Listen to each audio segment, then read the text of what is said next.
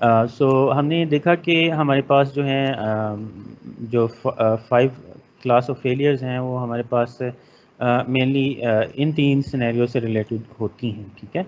जिसमें हमने normal case देखा, क्रैश आफ्टर सर्विस एग्जीक्यूशन देखा, सर्विस हो गई है फिर क्रैश हो गया है, और फिर सर्विस जो है ग्रांट करने से पहले पहले क्रैश हो गया। तो इन दोनों केसेस बी और सी के अंदर नो रिप्लाई जो है वो मिलेगा उससे सर्वर से, ठीक है। ओके, सो हम लोगों को जो है ये मोर डिटेल हैं 5 क्लासेस ऑफ फेलियर्स की, जो कि हमने यहाँ पे देखी हैं, ठीक है। तो हम इसकी थोड़ी सी डिटेल पढ़ते हैं। An appropriate exception handling mechanism can deal with the missing server. Okay, so अब हमने क्या क्या करना चाहते हैं। हम लोग मिसिंग सर्वर या क्लाइंट को हैंडल करना चाहते हैं। फिर उसके बाद हम क्या चाहते हैं कि हमारे पास हमने पहले एक्नॉलेजमेंट मैसेजेस बारो किए जो कि टीसीपी प्रोटोकॉल के अंदर होते हैं, उससे कम्युनिकेशन रिलायबल होगी। लेकिन अब बहुत ज़्यादा एक्नॉलेजमेंट मैसेजेस आते हैं। फिर हम ये भी हमें डिज़ायर होगा कि हम सिर्फ जो मैसेज नहीं मिला उसकी जो है नो एक्नॉलेजमेंट जो है वो सेंड करें, इंस्टेड कि जो मिल गया उनकी एक्नॉलेजमेंट सेंड करें, ठीक है। तो इस तरह के मेजर हम लेना चाहते हैं, तो उसके बारे में हम थोड़ा सा भी पढ़ेंगे, ठीक है। However, such technologies tend to be very language specific and they also tend to be non-transparent अगर हम मिसिंग सर्वर को सॉल्व करना चाहते हैं, ठीक है। Dealing with the lost request messages can be dealt with easily using the timeout, ठीक है। तो जो है वो उसका मैसेज जो है वो जो उसका रिप्लाई हमें एक्सपेक्टेड है, तो वो फॉर एवर हम वेट नहीं कर सकते। उसके लिए हम एक जो है टाइम विंडो डिफाइन करेंगे, ठीक है। So we have time out in this case. If no arrives in time the message is resent. तो खुद ब खुद ही जो है सर्वर जो है मैसेज रीसेंड करेगा। Of course the server need to be able to deal with the possibility of duplicate request, ठीक है। हो सकता है कि एक रिक्वेस्ट जो है वो राउट 1 से आ गई और दूसरी राउट 2 से आ गई, ठीक है। तो क्लाइंट जो है वो देखेगा कि उसकी रिक्वेस्ट का कोई या सर्वर के उसका एक्नॉलेजमेंट नहीं आई, तो फिर वो रीसेंड करेगा। तो इसका मतलब है मल्टीपल जो हैं वो मैसेजेस पॉसिबल हैं, तो डुप्लीकेट मैसेज की पॉसिबिलिटी इज़ देयर। तो क्योंकि टाइम आउट हो गया फिर उसको दोबारा रिक्वेस्ट करनी पड़ती है, ठीक है। Server crashes are dealt with by implementing one of these possible philosophies, ठीक है। at least one semantic, मतलब a guarantee is given that the RPC remote procedure call occurs at least once, but also possible more than once, okay. At least once at most once semantic, ठीक है। A guarantee is given that the RPC occurred at most once but possible not at all, ठीक है। या तो एक दफ़ा होगी या बिल्कुल नहीं होगी, ठीक है। लेकिन एट लीस्ट वन का मतलब है एक दफ़ा होगी, उससे ज़्यादा भी आप RPC कॉल कर सकते हैं, ठीक है। नो सेमेंटिक का मतलब है nothing is guaranteed and client and the server take their chances, कि वो जैसी भी कम्युनिकेशन चैनल है उसके ऊपर वो टोटली रिलाई करेंगे।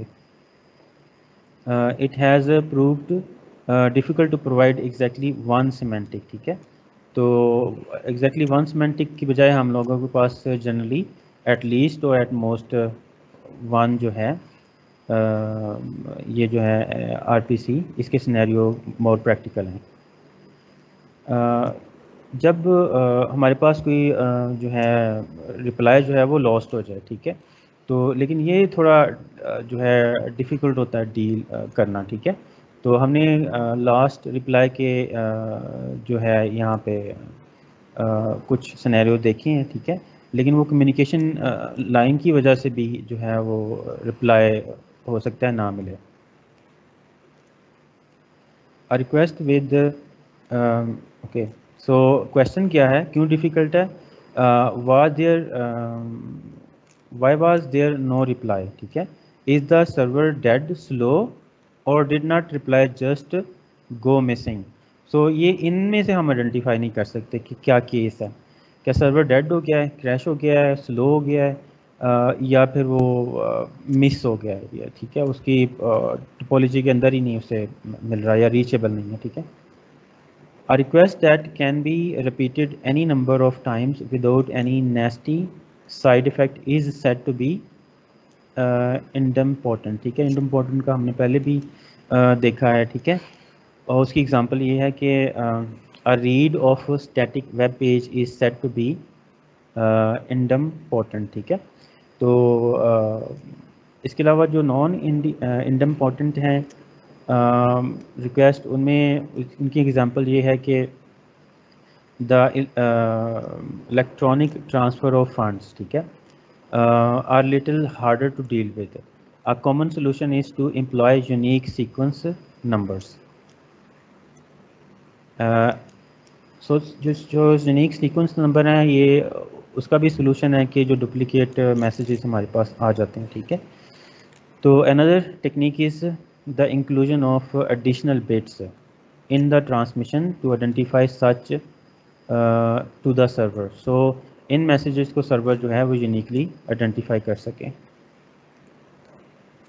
When a client crashes and when an old reply arrives, such a reply known as orphan, ठीक है, क्योंकि वो टाइम विंडो के जो है बियॉन्ड जो है वो रिसीव हुआ है, ठीक है। वैसे रिप्लाई को जो है ऑर्फन कहते हैं, ठीक है। Four orphan solution has been proposed in the literature, ठीक है। फर्स्ट क्या है, एक्सटर्मिनेशन। तो वो ऑर्फन जो है उसको सिंपली आप इग्नोर कर दें, ठीक है। उसको जो कैंसिल कर दें, उसको कोई एक्शन ना लें, ठीक है, इसको कहते हैं simply killed off. Reincarnation, each client session has an epoch, ठीक है, associated with it, making orphans easy to spot. epoch का मतलब है रेपिटेशन जो है, इटरेशन जो है वो अलाउड हैं, तो उन इटरेशन की बेस पे जो है हम ऑर्फन को जो है आइडेंटिफाई कर सकते हैं। उसके अलावा जेंटल री इनकारनेशन जो है ये भी एम्प्लॉय की जा सकती है। In case when a new epoch is identified, an attempt is made to locate the request owner, ठीक है। Otherwise the orphan is killed, अगर तो उसका ओनर मिल जाता है तो ठीक है, अदरवाइज जो है उसको किल्ड कर दिया जाता है, उसको एंटरटेन नहीं किया जाता। Expiration, if RPC cannot be completed, ठीक है, within the standard time of standard amount of time, it is assumed to have expired, ठीक है। तो ये कुछ सिनेरियोज हैं जो कि ऑर्फन सोल्यूशन ऑर्फन जो मैसेजेस हैं इनको डील करने के लिए डिवाइस किए गए हैं, ठीक है। But in practice none of these methods are desirable for dealing with orphans, ठीक है। तो इससे चीज़ जो है हमें मोटिवेट करती है कि और नई रिसर्च की जाए इस फील्ड के अंदर, ठीक है। तो अब हम जो है जो थर्ड हमारा टॉपिक है जो कि हम लोगों ने आइडेंटिफाई किए थे चार में से, तो वो है रिलायबल ग्रुप कम्युनिकेशन, ठीक है। रिलायबल अच्छा, रिलायबल ग्रुप कम्युनिकेशन तो होती है, जैसे कि हमने देखा था कि फ्लैट टोपोलॉजी के अंदर और हिरारिकल टोपोलॉजी दोनों के अंदर जो है वो हमने देखा था कि ग्रुप कम्युनिकेशन होती है, ठीक है। लेकिन उसको रिलायबल कैसे बनाते हैं, ठीक है। तो हमारा एम्फेसिस इस स्लाइड के ऊपर है रिलायबल, ठीक है। Reliable multicast services guarantee that all the messages are delivered to all the members of a process group, okay. Sounds simple but this is very tricky, ठीक है। ट्रिकी क्यों है, क्योंकि ये इनहेरेंटली रिलायबल नहीं है। तो अब जो मेरे स्टूडेंट हैं जो कि काफ़ी अटेंटिव रहते हैं लेक्चर्स के अंदर, वो बता सकते हैं कि जो मल्टीकास्ट बेस्ड कम्युनिकेशन है, ठीक है, ये रिलायबल क्यों नहीं है।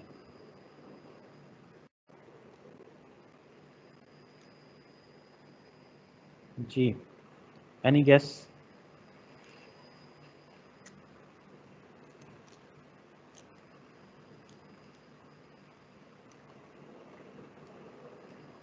अच्छा ये हमने पहले भी पढ़ा था, तो आप थोड़ा सा उसमें ऐड करें। टेक्सास के अंदर भी हमने थोड़ा सा इसके बारे में देखा था। अच्छा चलिए मैं बताता हूँ। इसलिए अनरिलायबल है क्योंकि मैसेजेस जो होते हैं वो उनकी डिलीवरी आर्डरली गारंटीड नहीं की जा सकती, ठीक है। तो कोई मैसेज पहले आएगा, कोई बाद में आएगा, तो फिर जो है उनको टोटल मैसेज ऑर्डरिंग जो है उस तरह का प्रोटोकॉल लगाना पड़ेगा उनको, फिर जो है ऑर्डर के अंदर लेके आने के लिए। क्योंकि हम ये चाहते हैं कि पहला जो मैसेज सेंड किया गया है उसकी पहले एक्नॉलेजमेंट आए, सेकंड पे किया गया है उसकी फिर सेकंड में एक्नॉलेजमेंट आए। तो इन आइडियल वर्ल्ड भी हम इस तरह की कम्युनिकेशन चाहते हैं, ठीक है। तो 1 to 1 जो है एक्नॉलेजमेंट भी आती रहे, ठीक है। लेकिन अगर क्योंकि जो कम्युनिकेशन जो चैनल है वो मीडियम है या चैनल है वो अनरिलायबल है।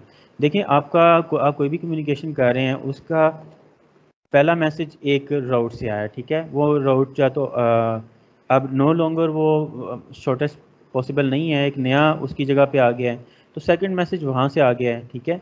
या जो सेकंड पाथ जो था वो जो है ब्रोकन है किसी तरह से, ठीक है, कोई नोड फेल हो गई है, फिर एक नया रूट जो है उसको डिवाइस करना पड़ेगा।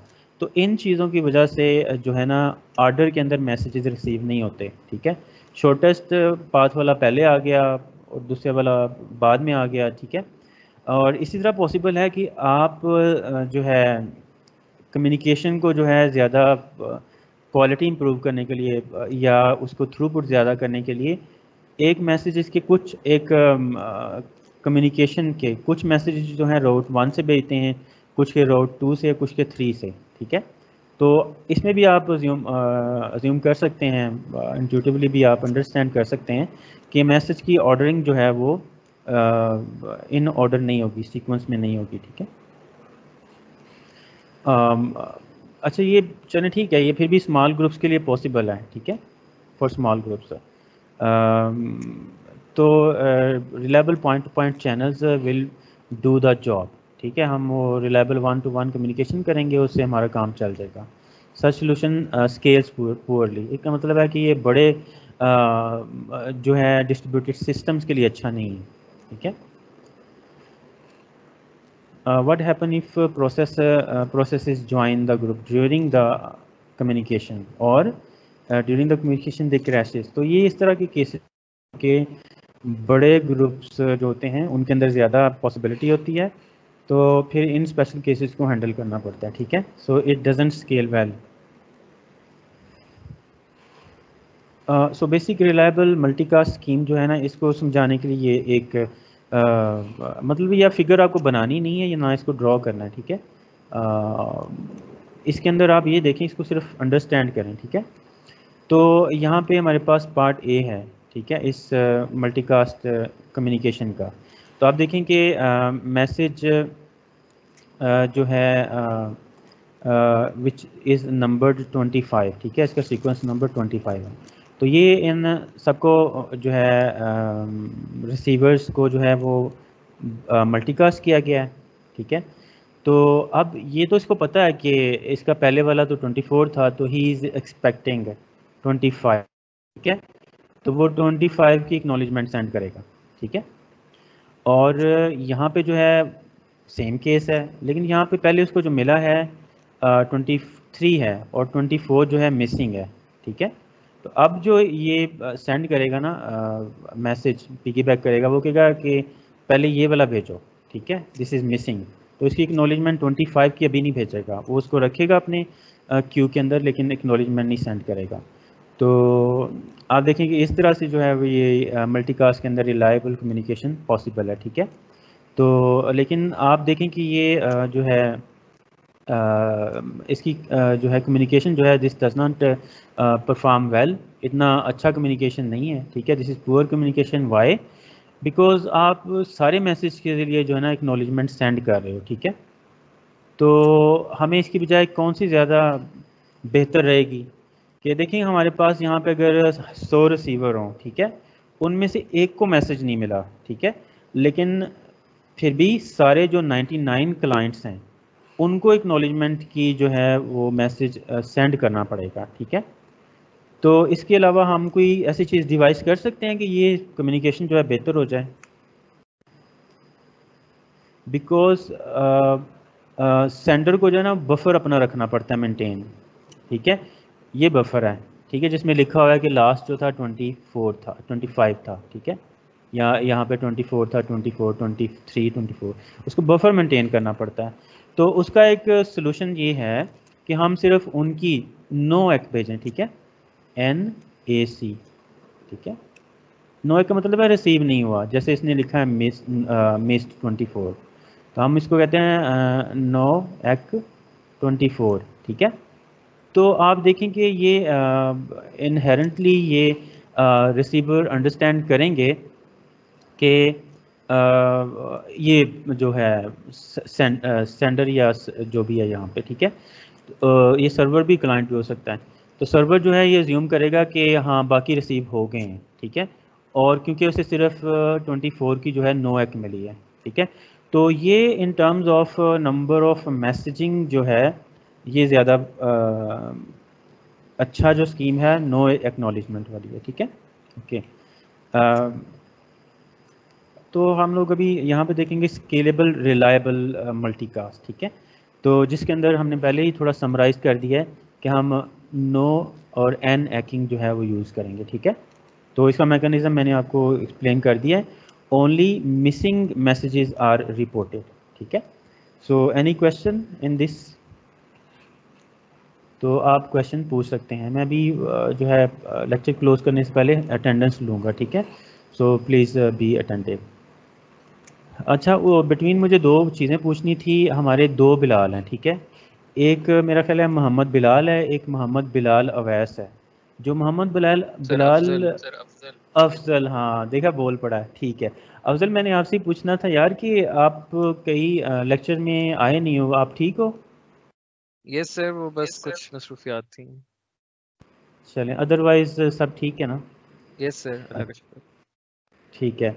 और दूसरा मैंने पूछना था शहरियार की तबीयत कैसी है? ये शहरियार आप ठीक हो? क्योंकि एक दफ़ा आप क्लास में जो था आप, ठीक है।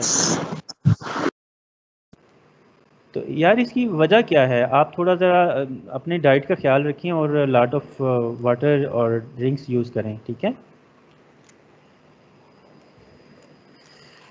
ठीक है शहरियार, अल्लाह ताला आपको ठीक रखें, ठीक है। आप मुझे बताएं, आप मेन आप नहीं हुआ? अच्छा ठीक है, शुक्र है। क्योंकि मुझे पता चला कि आप छुपे रुस्तम हो, आप वैसे स्टडी बड़ी करते हो लेकिन ज़्यादा आप पार्टिसिपेट नहीं करते, ठीक है। आप पीछे नहीं सर, ना किसने दिया होगा सर मैंने नहीं यार, आपको तो अल्फ़ा कहते हैं, तो फिर मैंने सोचा कि जो है ना आप वाकई छुपे रुस्तम हो गए। आपका CGPA क्या है वैसे? सर 3.62 चल रहा है अभी, तो खुद ब खुद ही आता रहता है। अच्छी बात है यार, हम्बलनेस बड़ी अच्छी चीज़ है क्योंकि ये आगे काम आती है, ठीक है। चलो, वेरी नाइस, ठीक हो गया। Okay, let's proceed. बस ये कुछ स्लाइड्स रहती हैं, हम इनको कवर करते हैं। चलो, तो थोड़ा सा अटेंशन जो है दोबारा बहाल करें।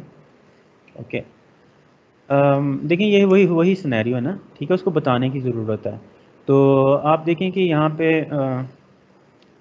एक मैसेज सेंड किया है, sender receives only one an act, ठीक है। तो सिर्फ उसकी जो है वो एन एक्ट आती है जिसका मैसेज जिसको रिसीव नहीं हुआ, ठीक है। तो ये जो तीन है, ठीक है, 1 2 3, ये दे सप्रेस देयर फीडबैक। इसका क्या मतलब है? मतलब वो क्या चीज़ नहीं सेंड करते, दे सप्रेस देयर फीडबैक। फीडबैक से क्या मुराद है?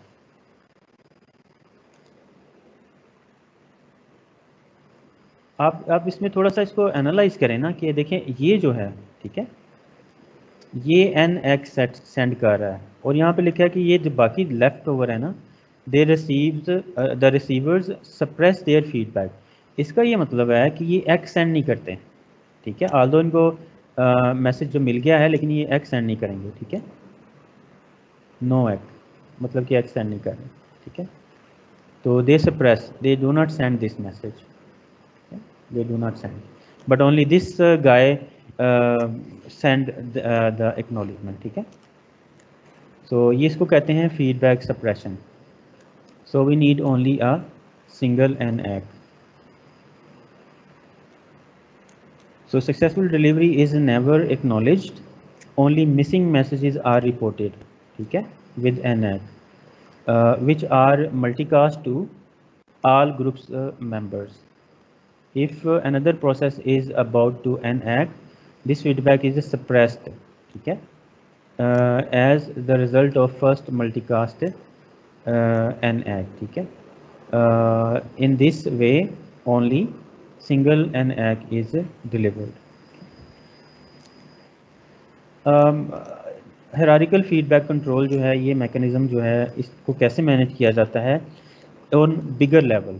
हमने पहले तो छोटे लेवल पे पढ़ा था, इस तरह का सिनेरियो हमने देखा है छोटे वाला, ठीक है, ये वाला। लेकिन ये अब हम देख रहे हैं कि लार्जर सिनेरियो है, ठीक है, जिसके अंदर लॉन्ग हॉल कम्युनिकेशन यहाँ पे एग्जिस्ट करती है। ये हो सकता है ये लाहौर का कैंपस है, किसी यूनिवर्सिटी का, ये इस्लामाबाद का कैंपस है, ठीक है। तो इन दोनों के जो कम्युनिकेशन है, this is done using long haul communication, ठीक है। मतलब ये कि यहाँ पे वैन नेटवर्क जो है यूज़ किया जाता है, और these network exist within the LAN, local area networks, ठीक है। तो अब इन हर छोटे सब ग्रुप्स के अंदर एक सेंडर होता है, ठीक है, या इसको जो है, या जो कम्युनिकेशन को कंट्रोल करता है, मतलब कोऑर्डिनेटर इन दोनों के अंदर एक होता है, और कोऑर्डिनेटर जो है आपस में कम्युनिकेट करते हैं, ठीक है। तो देखें यहाँ पे एक सेंडर था, उसने कोऑर्डिनेटर के थ्रू जो है लॉन्ग हॉल नेटवर्क को यूज़ करते हुए इस जो सब ग्रुप है इसके कोऑर्डिनेटर को मैसेज सेंड किया, और इसने फिर आगे अपने ग्रुप के अंदर डिसिमिनेट किया, ठीक है। तो इस तरह से जो बिगर लार्जर हायरार्किकल नेटवर्क हैं उनके अंदर जो है कम्युनिकेशन जो है वो होती है, ठीक है। So hierarchical reliable multicasting is another solution. The main characteristics being that it supports the creation of very large groups, ठीक है। तो आप स्मॉलर ग्रुप्स को यूज़ करते हुए आप एक वन लार्जर ग्रुप जो है इस्टेब्लिश कर सकते हैं। तो आप अपने डिफरेंट कैंपसेस के स्टूडेंट्स को डिफरेंट ग्रुप्स के अंदर डालते हैं, और फिर इन ग्रुप्स की कम्युनिकेशन करके एक लार्जर जो है आप जो है ग्रुप या नेटवर्क जो है वो इस्टेब्लिश करते हैं। Subgroups within the entire groups are created with local coordinator, ठीक है, forwarding message to its children. A local coordinator handles retransmission, ठीक है, locally using any appropriate multicast mechanism, जो कि हमने पहले भी बयान किया है, और उसको वो यूज़ कर सकते हैं, ठीक है। अच्छा, एटॉमिक मल्टीकास्ट क्या होती है जी, किसी को पता है? क्योंकि ये one of the last topic है। What is atomic multicast? थोड़ा सा हमने पहले भी कहीं पे हिंट दिया था इसको, या टच किया था। आप थोड़ा सा सोचें, मैं अभी अटेंडेंस डाउनलोड कर देता हूँ अभी तक के जो पार्टिसिपेशन है।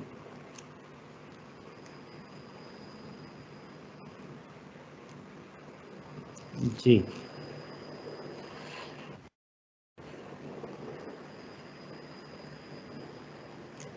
तो एटॉमिक का मतलब ये है कि इधर जो है ना सारे प्रोसेसेस जो हैं वो जो है उनको सबको मैसेज मिले या फिर किसी को भी ना मिले, ठीक है। इसको एटॉमिक ब्रॉडकास्ट कहते हैं, मल्टीकास्ट कहते हैं, ठीक है। तो जितने भी उस ग्रुप के अंदर पार्टिसिपेंट हैं उन सबको मैसेज मिलना चाहिए या फिर किसी को भी ना मिले। An additional requirement is that all messages arrive at all processes in sequential order. तो ये दूसरी रिक्वायरमेंट ये है, ठीक है, कि सीक्वेंशियल ऑर्डर जो है वो सब मैसेजेस का मेंटेन करना ज़रूरी है, ये होस्ट करता है जिसको मैसेजेस मिल रहे हैं। This is known as the atomic multicast problem, ठीक है। तो लास्ट जो टॉपिक है आज का वो है रिकवरी स्ट्रेटजी। जैसा कि मैंने पहले शुरू में समरी में बताया था कि कोई भी रिलायबल मैकेनिज़्म, कोई भी फेलियर प्रूफ मैकेनिज़्म जो है वो तब तक वो इतने काम का नहीं जब तक उसके साथ रिकवरी ना हो, ठीक है। तो जितने भी हमारे पास फेलियर फॉल्ट टॉलरेंट सिस्टम है उनके अंदर अज्यूम किया जाता है कि जो रिकवरी है दिस इज़ इन बिल्ट, ठीक है।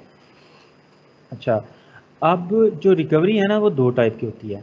बैकवर्ड रिकवरी, ये हमने पढ़ी भी है, इसके मतलब भी हमने काफ़ी ज़्यादा प्रोटोकॉल भी पढ़े हैं, जहाँ पे हमने देखा था कि चेक पॉइंट या कट जो है लगाया जाता है और वहाँ तक जो है वो मैसेज सारे या उस सिस्टम की जो है वो एक पिक्चर जो है सेव कर ली जाती है। तो आपने देखा होगा यही सिनेरियो जो है स्नैपचैट के अंदर है। तो ये एक जनरल केस है जिसके अंदर हम अपने इवन ऑपरेटिंग सिस्टम के अंदर जो है चेक पॉइंट्स रखते हैं और फिर वो जो है वो पास्ट का जो है कोई पॉइंट, ठीक है, डिज़ायरेबल, वहाँ तक आपका डेटा जो है वो आप रिकवर कर सकते हैं, ठीक है। लेकिन ये इसका ताल्लुक पास्ट से है, ठीक है। अब फॉरवर्ड रिकवरी मैकेनिज़्म क्या होता है, अब मेरा क्वेश्चन ये है, ठीक है। बैकवर्ड का हमें पता है कि हम अपने ऑपरेटिंग सिस्टम की स्टेट जो है वो जो है रिकवर कर सकते हैं, ठीक है, जो भी हमने पॉइंट ऑफ फेलियर जहाँ जहाँ पे उनको चेक पॉइंट लगाए हुए थे। अच्छा, तो फॉरवर्ड रिकवरी क्या होती है?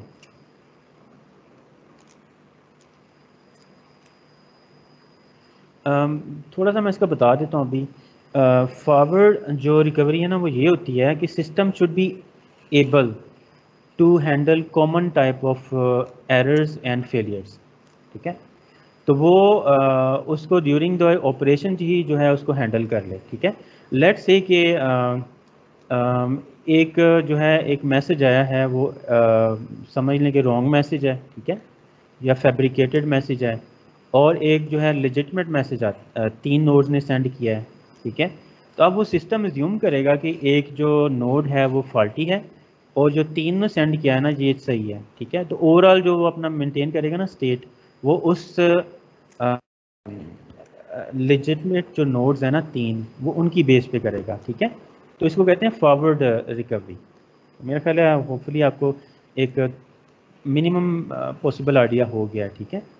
ओके, सो बैकवर्ड जो रिकवरी है इसका फ़ायदा भी है, नुकसान भी है। फ़ायदा पहले जो है हम बात करते हैं कि चेक पॉइंटिंग का, ठीक है। चेक पॉइंटिंग जो है वो बड़ी एक्सपेंसिव होती है। आपने देखा होगा आपके ऑपरेटिंग सिस्टम्स में कि जो सिंगल चेक पॉइंट है ना ये इट कुड बी इन जीबीज़, ठीक है। लेट्स से 3 GB 4 GB, ये इतना इसको जो है वो चेक पॉइंट के लिए जो है इसको बाज़ दफ़ा ये चाहिए होता है, ठीक है, कुछ केसेस के अंदर। तो हालांकि आपकी एरर्स जो हैं वो हो सकता है थोड़ी सी हों, लेकिन आपको सारे सिस्टम की जो है स्नैप लेनी पड़ती है, ठीक है। तो this is why it is very expensive, क्योंकि आप सिर्फ एक नहीं ले रहे, जो चेक पॉइंट है वो मल्टीपल ले रहे हैं।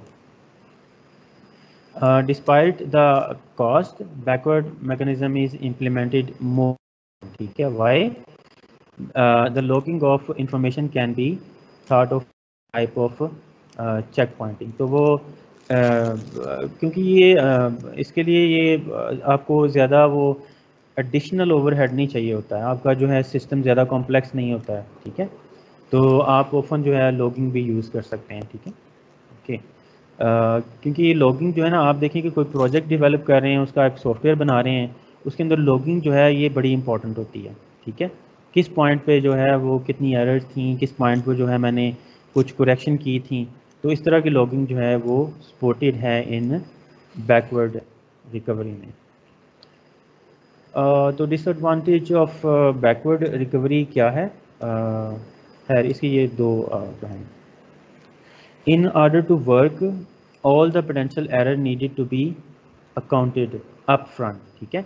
तो आपको ना सिर्फ वो प्रेडिक्ट करनी पड़ती हैं पॉसिबल एरर्स, बल्कि उनका जो है रिकवरी मैकेनिज्म भी जो है आपको इन प्रिंट करना पड़ता है, ठीक है। तो इस वजह से ये जो है इसका ये एक बड़ा डिसएडवांटेज है। When an error occurs, the recovery mechanism then knows what to do to bring the system forward to the correct state, ठीक है। अब जो वो असल में जब वो एरर को करेक्ट करेगा, this is in the future, ठीक है, तो फिर वो एक टोटल करेक्ट स्टेट जो है वो पॉसिबल है, ठीक है। सो होपफुली अगर जिन लोगों को बैकवर्ड और ख़ास तौर पे फॉरवर्ड रिकवरी का नहीं पता था, उनको ये इंफॉर्मेशन काम की होगी, ठीक है। रिकवरी एग्जांपल में देखें कि रिलायबल कम्युनिकेशन की हम एग्जांपल लेते हैं, ठीक है।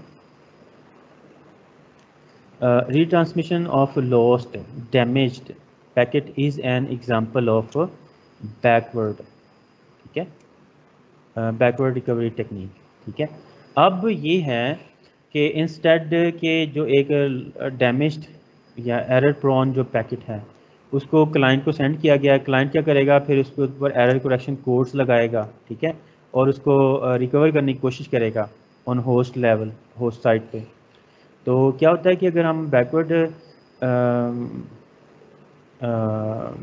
तो ये जो है एग्ज़ाम्पल ये है बैकवर्ड रिकवरी टेक्निक की, जिसमें हम सिर्फ जस्ट रीट्रांसमिशन करते हैं instead of correcting the packet, ठीक है।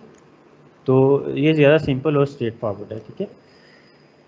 When a lost damaged packet can be reconstructed as a result of the receipt of other successfully delivered packets, ठीक है। तो वो अगर पहले ही उस तरह के सिमिलर मैसेजेस रिसीव हो गए हैं, ठीक है, तो उनको बेस बनाते हुए जो है अगर पैकेट रिकंस्ट्रक्ट कर लिया जाए, ठीक है, तो ये फॉरवर्ड रिकवरी टेक्निक की एग्ज़ाम्पल है, ठीक है, जिसकी इरेजर करेक्शन जो है एग्ज़ाम्पल है, जिसमें हम लोग क्या करते हैं कि एक्स्ट्रा बिट्स को यूज़ करते हुए भी हम पैकेट्स की जो है वो डेटा जो पोर्शन है पैकेट का उसको करेक्ट कर सकते हैं, ठीक है, देयर आर सम एरर्स। इसके अलावा फॉरवर्ड और बैकवर्ड एरर करेक्शन कोड्स होते हैं, उनको लगा सकते हैं, ठीक है। तो फिर हम जो है ये वाला काम करेंगे, तो ये है good example of forward recovery techniques, ठीक है। तो रीट्रांसमिशन याद रखना है कि ये दिस इज़ बैकवर्ड जो है बैकवर्ड रिकवरी टेक्निक, और अगर हम कोई कोड लगा के उसको जो है लॉस्ट या डैमेज जो है पैकेट जो है उसको रिप्लेस या करेक्ट कर लेते हैं, तो this is an example of forward error correction.